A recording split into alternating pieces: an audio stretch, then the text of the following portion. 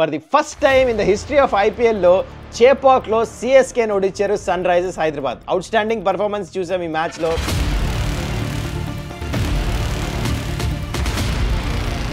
First Kamindu Mendis నుంచి, హర్షల్ పటేల్ నుంచి and also Ishan Kishan నుంచి దీని గురించి మాట్లాడాలి. అండ్ ఆల్సో ఇవాళ రాత్రి చాలా interesting match on cards. KKR వాళ్ళ హోమ్ గ్రౌండ్లో ఆడబోతున్నారు స్ట్రాంగ్ పంజాబ్ కింగ్స్తో. మరి మ్యాచ్ ఎవరికి వెళ్ళబోతున్నారు చాలా మాట్లాడాలి కదా. Let's get into it.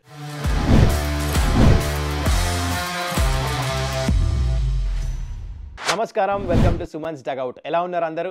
I hope you doing well. ఇప్పుడు దాకా ఈ ఛానల్ మీరు సబ్స్క్రైబ్ ఒకవేళ చేసుకోకపోతే I think it's time to do it. ఎందుకంటే మీకు తెలుసు ప్రతిరోజు 8 AM కల్లా ప్రతి ఐపీఎల్ మ్యాచ్ గురించి మీ దగ్గరికి 8 AM కల్లా వీడియోస్ చేరాలంటే సబ్స్క్రైబ్ చేసుకోవాలి కదా. చలో ఆ బటన్ అయితే నొక్కేసేయండి. Let's get into the video. Finally సిఎస్కేని చేపాక్లో ఓడించారు Sunrisers Hyderabad. Outstanding match అయింది. అయితే మ్యాచ్ గురించి ఇండెప్త్ మాట్లాడాల్సిందే. ఫస్ట్ మ్యాచ్ కంటే ముందు కొన్ని సర్ప్రైజింగ్ చేంజెస్ చూసాం. 4 ఫాస్ట్ బౌలర్స్ని ఆడిపించారు ఈ స్లో వికెట్లో, which was very very surprising. Rahul Chahar అనుకున్నాం, రాహుల్ చార్ ఆడలేదు. అదే 4 ఫాస్ట్ బౌలర్స్ ఆడారు. షమి వచ్చేసాడు ప్లేయింగ్ 11లోకి. ఓకే, అటుపక్క చూస్తే కూడా చేంజెస్ చేశారు. ట్రెవాల్ బ్రేవిస్ లాంటి ప్లేయర్స్ని తీసుకొచ్చారు. I think right move what CSK did. అయితే కొన్ని సర్ప్రైజెస్ అనిపించినాయి. ఇషాన్ కిషన్కి ఇంకో లాంగ్ రన్ ఇచ్చారు, అది వర్కౌట్ అయింది. దాని గురించి కూడా మాట్లాడదాం ముందు వీడియోలో. మ్యాచ్ స్టార్ట్ అయింది. ఇంపార్టెంట్ టాస్ ప్యాట్ కమిన్స్ గెలిచాడు. ఎందుకంటే సిఎస్కేలో మనం మాట్లాడుకున్నాం డ్యూ తర్వాత రావచ్చు అని చెప్పి సెకండ్ బ్యాటింగ్ హెల్ప్ అవుతుందని. మొత్తానికి సెకండ్ బ్యాటింగ్ ఎంచుకున్నారు. Right decision. అండ్ దాని తర్వాత స్టార్ట్ అయింది చూడండి. ఫస్ట్ బాలే షమి వచ్చాడు కదా ప్లేయింగ్ 11లో. ఫస్ట్ బాల్ ఇంపాక్ట్ అక్కడ షేక్ రషీద్ది ఫస్ట్ బాల్ అవుట్ స్వింగర్ వేసి స్లిప్లో అభిషేక్ శర్మ క్యాచ్ తీసుకున్నాడు. గాన్. మొమెంటం మొత్తం హైదరాబాద్ వైపు. చాలా నచ్చింది నాకు. ఎందుకంటే ఆ first wicket is very important. Initially మీరు మ్యాచ్ ఎట్లా స్టార్ట్ చేస్తారు అక్కడ నుంచి స్టార్ట్ అయింది. దాని తర్వాత 6th ఓవర్లో వచ్చి ఎట్లయితే ప్యాట్ కమిన్స్ ఫుల్లర్ లెంత్ వేసి ఆయుష్ మాత్రేని అవుట్ చేశాడు. అక్కడ నుంచి స్టార్ట్ అయింది. మెల్లిమెల్లిగా వికెట్లు తీస్తాం. ఐ థింక్ ఫాస్ట్ బౌలర్స్ చాలా మంచిగా చేస్తారు. మీరు నోటీస్ చేస్తే ఎవ్రీ 4 ఫాస్ట్ బౌలర్స్ వికెట్స్ తీసుకున్నారు. జయదేవ్ ఉన్నట్టు 2, Pat Cummins 2, first ball wicket తీసుకున్న Shami. It's very underrated. అంటే మ్యాచ్లు గెలుస్తున్నప్పుడు పర్ఫార్మెన్స్ చూడండి. మనం ఎప్పుడు బ్యాటింగ్లోనే మ్యాచ్లు గెలుస్తున్నాం అంటున్నాం, కానీ పంజాబ్తో తను 4 వికెట్లు తీసుకున్నాడు. మ్యాచ్ గెలిపించాడా, మళ్ళీ ఇక్కడ కూడా 4 వికెట్లు తీసుకున్నాడు. చూడండి, player of the match. Super bowling వేశాడు. దాంట్లో 2 వికెట్లు బ్రెవిస్ వికెట్ తీసుకున్నాడు.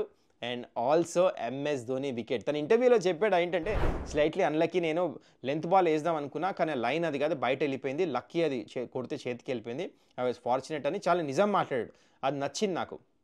ప్లస్ ఇంకో విషయం కూడా చెప్పాడు తను. ఈ was talking about his family. అక్కడ ఇంటర్వ్యూ తీసుకున్నప్పుడు అడిగారు అనమాట.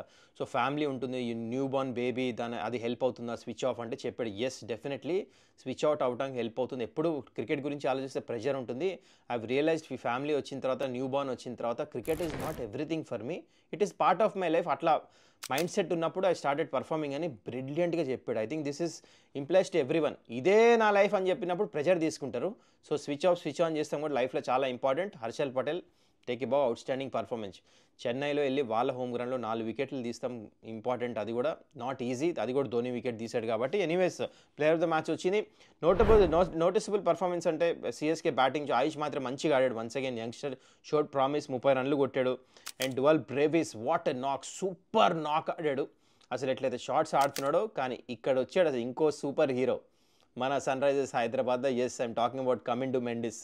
మీరు నోటీస్ చేస్తుంటారు ఈ పర్ఫార్మెన్స్. ఫస్ట్ బౌలింగ్లో రవీందర్ జడేజా వికెట్ తీసుకున్నాడు మంచిగా. Left arm of spin, right arm of spin 2 వేస్తూ బాల్ స్కిడ్ అయింది, బోల్డ్ అయిపోయాడు. కానీ దాని తర్వాత బ్రెవిస్ క్యాచ్ ఏదైతే తీసుకున్నాడు కదా, బాబ్బా మెండిస్ మాత్రము లాంగ్ ఆఫ్లో ఉన్నాడు.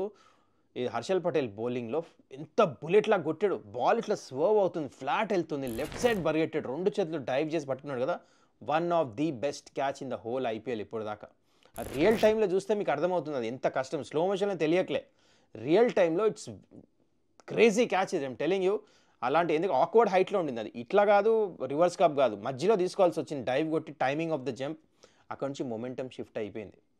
అండ్ మెండిస్ మాత్రం చాలా ఫరక్. ఎందుకంటే దాని తర్వాత బ్యాటింగ్లో కూడా మాట్లాడదాం ఏదైతే ఫరక్ చేశాడో. మొత్తానికి వీళ్ళు 150 వరకు రెస్ట్రిక్టెడ్. ఐ థాట్ డెఫినెట్లీ ఒక 30 రన్లు షార్ట్ ఉన్నారు. అండ్ దీపక్ కూడా 22 కొట్టాడు. అక్కడ ఎంఎస్ ధోని వికెట్ చాలా ఇంపార్టెంట్. దీపక్ కూడా మంచిగా ఆడినా ఎంఎస్ ధోని ఏమో త్వరగా అవుట్ అయిపోయాడు. కట్టు కొడతానికి వెళ్ళి పాయింట్లో అవుట్ అయిపోయాడు. దట్ వాజ్ ధోని ఉంటే డెఫినెట్లీ 20-25 రన్స్ ఎక్స్ట్రా వచ్చేది. ఇంపార్టెంట్ టైంలో వికెట్ సంపాదించారు. That was also turning point. అందుకని హర్షల్ పటేల్కి ప్లేయర్ ఆఫ్ ద మ్యాచ్ వచ్చింది, because he got Dhoni's wicket also. Anyways 154కి రెస్ట్రిక్ట్ అయ్యారు. అండ్ దాని తర్వాత ఎస్ఆర్హెచ్ బ్యాటింగ్ వచ్చే డ్రామా స్టార్ట్ అయింది. ఇక్కడ కూడా వికెట్ పడిపోయింది. First initially Abhishek Sharma out అయిపోయాడు. చిప్ చేస్తే కవర్స్లో అవుట్. అండ్ దాని తర్వాత ట్రావిస్ హెడ్ కొంచెంసేపు ఆడాడు, 19కి తన అవుట్ అయ్యాడు. కానీ ఇక్కడ వన్స్ అగైన్ ఇషాన్ కిషన్ గురించి మాట్లాడాలి.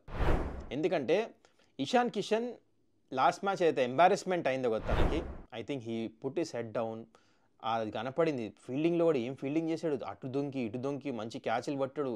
He gave his 100% effort. And management కూడా క్రెడిట్ ఇవ్వాలి.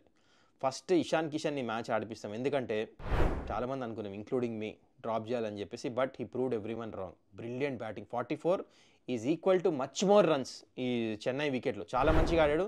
And also playing Kamindu Mendis playing 11లో. మనమైతే ముందే డిస్కస్ చేసాం ఆడిపోయాలని చెప్పేసి, అదే జరిగింది. Very good move. శ్రీలంకను ఎందుకు ఆడిపించారంటే ఈ పిచ్లో చాలా మంచిగా ఆడతాడని. ఫస్ట్ ఇషాన్ కిషన్ క్రెడిట్ ఇవ్వాలి. గేమ్ని తీసుకొని వెళ్ళాడు, ప్రెషర్ హ్యాండిల్ చేశాడు, మంచిగా డీసెంట్ స్ట్రోక్స్ కొట్టాడు. దొరికిన ఛాన్స్ ఆపర్చునిటీ వచ్చినప్పుడు important 44 runs. And Kamindu Mendis కూడా చాలా మంచి బ్యాటింగ్ చేశాడు తను వచ్చి. కానీ దానికంటే ముందు అనికేత్ వర్మ, మనం ఇది కూడా మాట్లాడాం, బ్యాటింగ్ ఆర్డర్ మార్పు చేయాలి, ఆ నితీష్ని కింద పంపించాలి, అనికేత్ని క్లాసెన్ని పైకి పంపించాలి. క్లాసెన్ పైకి వచ్చాడు, త్వరగా అవుట్ అయిపోయాడు. ఎవ్రీ మ్యాచ్ కూడా పర్ఫార్మెన్స్ చేస్తాం కష్టం, you have to understand. Jadeja బౌలింగ్లో అవుట్ అయిపోయాడు. అండ్ దాని తర్వాత వచ్చిన అనికేత్ మంచిగా ఆడాడు, 19 రన్స్ కొట్టాడు, బ్రిలియంట్ 6 కొట్టాడు. నాకు ఒక జడేజాకి నచ్చింది, తను ఆడే టెంపర్మెంట్ నచ్చింది నాకు. బాక్ డౌన్ అవ్వలేదు, డిఫెన్స్ ఆడితే ప్రెజర్ పెరిగేది, 12-13 రన్స్ పర్ ఓవర్ అయిపోయేది రన్స్ కొడతానికి. కానీ రానికుండా తను న్యాచురల్ గేమ్ ఆడాడు మొత్తానికి. తను 19 మీద అవుట్ అయ్యాడు. కానీ దాని తర్వాత నితీష్ కుమార్ రెడ్డి వచ్చి ఈ షోడ్ ఇస్ క్లాస్. ఏదైతే పతిరానకి బౌండరీస్ కొట్టాడు పాయింట్ పక్కన నుంచి. ఈ batting order I think settle అయినట్టుగా అనిపిస్తుంది నాకు ఎస్ఆర్హెచ్కి. ఎందుకంటే ఇప్పుడు క్లియర్ థాట్ ఉంది నితీష్ కుమార్ రెడ్డికి, ఈ గేమ్ ప్లాన్ ఏంటి, నేను ఇప్పుడు ఏం చేయాలని చెప్పేసి ఫ్రీ మైండ్తో బ్యాటింగ్ చేశాడు, మంచి బ్యాటింగ్ చేశాడు తను కూడా. వాళ్ళిద్దరి మధ్యలో కమిండు మెండిస్ ఇంకా ఇక్కడ చూసి నితీష్ కుమార్ రెడ్డి మధ్యలో జరిగిన 49 రన్స్ పార్ట్నర్షిప్ మ్యాచ్ సీల్ చేస్తారు, కంఫర్టబుల్గా గెలిచిపోయారు ఈ మ్యాచ్. బ్రిలియంట్ బ్యాటింగ్ అది. That's it guys. ఇంకా చెప్తాను కమిండు మెండిస్ బ్యాటింగ్ నుంచి స్పెషల్ మెన్షన్ చేయాలి. ఏంటంటే తను వచ్చినప్పుడు ప్రెషర్ ఉండింది. ఇంకా ఆ టైం ఏం చేశాడు, నూరేమది వేస్తున్నప్పుడు స్వీప్ రివర్స్ స్వీప్ ఆడేశాడు. దాంతో రన్స్ వచ్చేసి ప్రెషర్ మొత్తం సిఎస్కే మీద వెళ్ళిపోయింది. సో అది ఎందుకు చేశాడంటే he's very good player of spin. దీని గురించి మనం మాట్లాడాం ఇంత ముందు. Because he has done it before తన లైఫ్లో. ఆ ఇన్స్టింక్ట్స్ ఉన్నాయి కాబట్టి అట్లా ఆడాడు. దాంతో ప్రెషర్ వాళ్ళ మీద వచ్చింది, డ్యూ కూడా వచ్చింది బాగా గ్రౌండ్లో, అది హెల్ప్ అయింది ఎస్ఆర్హెచ్కి. ఇంకా దాంతో బౌలర్ సరిగేలే, వైట్ బాల్స్ వేశారు, నో బాల్స్ వేశారు, బౌండరీస్ వెళ్ళిపోయినాయి. సిఎస్కే కూడా చాలా మిస్టేక్స్ చేశారు. దాంతో కంఫర్టబుల్గా ఈ మ్యాచ్ గెలిచిపోయారు సన్ రైజర్స్ హైదరాబాద్. ఎన్ని సంవత్సరాలు వెయిట్ చేయాల్సి వచ్చింది. First time in the history SRH గెలుస్తాం సిఎస్కే మీద, అది కూడా చేపాక్లో. That's it guys. I hope you enjoyed. Orange army fans అయితే ఫుల్ ఎంజాయ్ చేసి ఉంటారు ఈ మ్యాచ్. ఎందుకంటే టేబుల్లో అలాంటి సిచ్యువేషన్ ఉన్నాం కదా. సో చూసుకుంటే ఇక్కడ నుంచి 5 మ్యాచ్లు ఉన్నాయి, దాంట్లో 2 హోమ్ మ్యాచెస్, 3 అవే మ్యాచెస్. ఇక్కడ నుంచి 5కి 5 గెలవాలి. కానీ having said that I'm telling you, 5 మ్యాచ్లు గెలవాలని మైండ్లో పెట్టుకోవద్దు. నేను డెక్కన్ చార్జర్స్కి ఆడుతున్నప్పుడు I have to tell a story. 2010లో ఇట్లానే సేమ్ 5 మ్యాచెస్ గెలవాలి, సెమీఫైనల్ క్వాలిఫై అవ్వాలంటే 5కి 5 మ్యాచ్ గెలిచాం.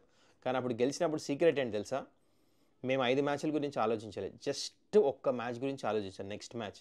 అది ఇప్పుడు ఎవరితో ఆడబోతున్నారు, గుజరాత్ టైటన్స్తో. If I'm not wrong May 2కి ఆడబోతున్నారు. ఓన్లీ మ్యాచ్ మీద ఫోకస్ ఉండాలి. ఆ మ్యాచ్ గెలిస్తే తర్వాత చూసుకోవచ్చు. టేబుల్లో number 1 team, one of the strongest intelligent cricket ఆడతారు. సో నెక్స్ట్ మ్యాచ్ గురించి ఆలోచించాలి అంతే. That's it guys. బట్ ఈ మూమెంట్ మాత్రం ఎంజాయ్ చేయాలి, ఎందుకంటే Sunrisers Hyderabad made history. చేపాక్లో సిఎస్కే మొత్తానికి ఓడించారు ఇన్ని సంవత్సరాల తర్వాత. I'm sure you will be happy. So that's it about this match. ఇప్పుడు మనం మాట్లాడదాం ఇవాళ రాత్రి మ్యాచ్ గురించి. Stats and facts brought to you by Spoda.ai. KKR ఆడబోతున్నారు పంజాబ్తో. లాస్ట్ టైం మ్యాచ్ వీళ్ళిద్దరు ఆడినప్పుడు ఏమైందో చూశారు కదా. లోయెస్ట్ ఎవర్ స్కోర్ 111 డిఫెండ్ చేసుకున్నారు పంజాబ్. కానీ అది పంజాబ్ హోమ్ గ్రౌండ్లో. ఈసారి ఆడుతున్నారు కేకేఆర్ హోమ్ గ్రౌండ్లో. అయితే ఇదే రోజు 26th April last year Punjab KKR home గ్రౌండ్కి వచ్చి హైయెస్ట్ టోటల్ కూడా చేజ్ చేశారు. సో వీళ్ళిద్దరి మధ్యలో లోయెస్ట్ టోటల్ అయింది, హైయెస్ట్ చేజ్ కూడా అయింది. సో ఈ మ్యాచ్ చాలా ఇంట్రెస్టింగ్గా మారబోతుంది. అయితే ఎటు మీకు ఇందాక చెప్పాను కేకేఆర్ హోమ్ గ్రౌండ్లో ఆడుతున్నారు కాబట్టి గ్రౌండ్ విషయానికి వస్తే యావరేజ్ స్కోర్ వచ్చేసి ఈ సీజన్ 202. సో ఫస్ట్ బ్యాటింగ్ చేయాలా సెకండ్ బ్యాటింగ్ చేయాలంటే జనరల్లీ డ్యూ వస్తుంది, ఒకప్పుడప్పుడు రావట్లేదు. సో టాస్ అంత ఫరక్ పడదు.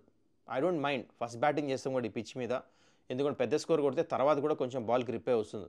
So win the toss first batting అయినా సెకండ్ బ్యాటింగ్ అయినా అంత ఫరక్ పడదు. So that's about the venue. Average score కూడా చెప్పేశాను నేను. ఓకే, ఇప్పుడు మనం ప్రాబబుల్ 12 విషయానికి వస్తున్నాం. మీరు చూస్తున్నారు ఇక్కడ అంకురిష్ రఘువంశీ వస్తాడు ఇంపాక్ట్ ప్లేయర్ కింద బ్యాటింగ్కి. And apart from that I think వీళ్ళకి సెట్ ఉంది, కాకపోతే ఓపెనర్స్ కొంచెం ప్రాబ్లం ఉంది వీళ్ళకి.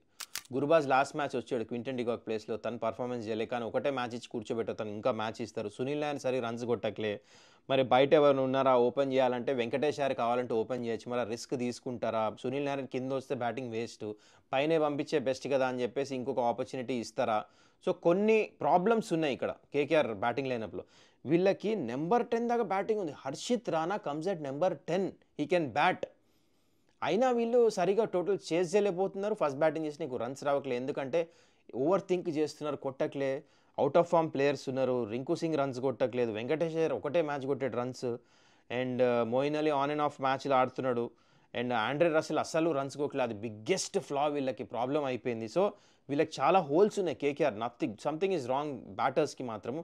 They have nothing in bowling, ప్రాబ్లమే లేదు వీళ్ళకి. బౌలర్స్ మంచిగా ఉన్నారు, సునీల్ నారాయణ్, వరుణ్ చక్రవర్తి, హర్షిత్ రాణా, వైభవ్ అరోరా, మోయిన్ అలీ, వీళ్ళు మంచి బౌలింగ్ అటాక్. వీళ్ళకి అది ప్రాబ్లం కాదు, వీళ్ళ ప్రాబ్లం వచ్చి బ్యాటింగ్. సరైన మెంటల్ స్పేస్లో లేరు. ఐదర్ ఓవర్ అగ్రెసివ్ ఆడతారు, లేకపోతే డిఫెన్స్ ఆడేస్తారు, ఓవర్ థింక్ చేస్తారు. అజింక్య రాణా ఒక్కడే రన్స్ కొడుతుంది వీళ్ళకి, వేరే వాళ్ళు ఎక్కువ కన్సిస్టెంట్ కొట్టట్లేదు, అదో పెద్ద ప్రాబ్లం. సరే ఈ మ్యాచ్ ఎట్లా ఆడుతుందో చూద్దాం. That's about KKR team. ఇటుపక్క పంజాబ్ వస్తే అవుట్ స్టాండింగ్ టీం, కొన్ని క్లోజ్ మ్యాచ్లు ఓడిపోయారు, కానీ వీళ్ళు మంచి టీం మనకు తెలుసు. వీళ్ళకి కూడా మంచి చేయాలి ఉంటుంది, ఎందుకంటే ముందు ప్లే ఆఫ్స్కి వెళ్ళాలంటే వీళ్ళకి కూడా, ఎందుకంటే RCB is doing really well, మిగతా 3 టీంలు కూడా మంచిగా చేస్తున్నాయి. సో వీళ్ళకి కూడా మ్యాచ్ గెలవాలి. సో వీళ్ళకి హర్ప్రీత్ బ్రార్ రావచ్చేమో ఈ మ్యాచ్, ఇంపాక్ట్ ప్లేయర్ కింద అనిపిస్తుంది నాకు. అండ్ చూద్దాం, అది ప్లేయింగ్ 12 స్క్రీన్ మీద చూస్తుంది. అండ్ వీళ్ళు చూసుకుంటే వీళ్ళ batting is very very strong, and even bowling కూడా.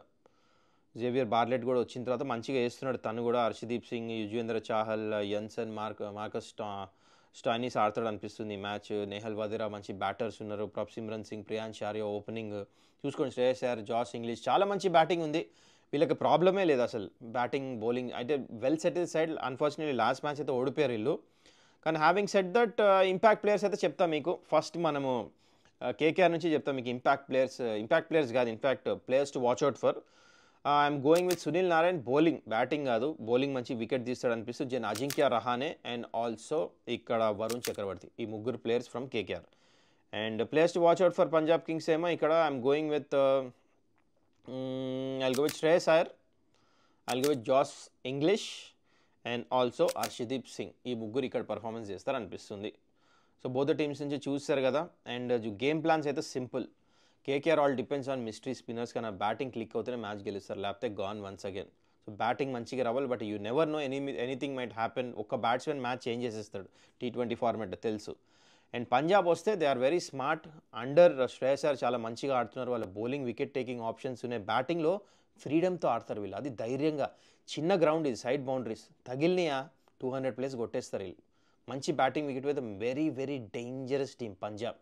అది స్లో వికెట్ ఇస్తే అప్పుడు కేకేఆర్, బట్ అన్ఫార్చునేట్లీ కేకేఆర్కి స్లో వికెట్ ఇవ్వట్లేదే, అదేంటో వాళ్ళకే బ్యాక్ ఫైర్ అవుతుంది. స్లో వికెట్ ఇస్తే కేకేఆర్ గెలవచ్చు, వాళ్ళ దగ్గర మంచి స్పిన్నర్స్ ఉన్నారు, but that's not happening. Good batting pitches వేస్తున్నారు. ఎనీవేస్ చూద్దాం ఈ పిచ్ ఎలా ఉంటుందో. అన్ప్రెడిక్టబుల్ ఇక్కడ కేకేఆర్ హోమ్ పిచ్. మంచి బ్యాటింగ్ వికెట్ ఇస్తే పంజాబ్కి హెల్ప్ అవ్వచ్చు. That's about the game plan.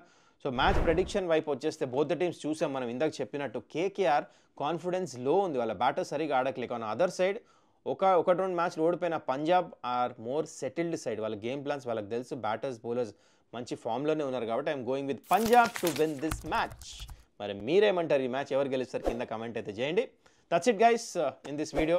మళ్ళీ మనం నెక్స్ట్ వీడియోలో కలుద్దాం. Till then take care, bye.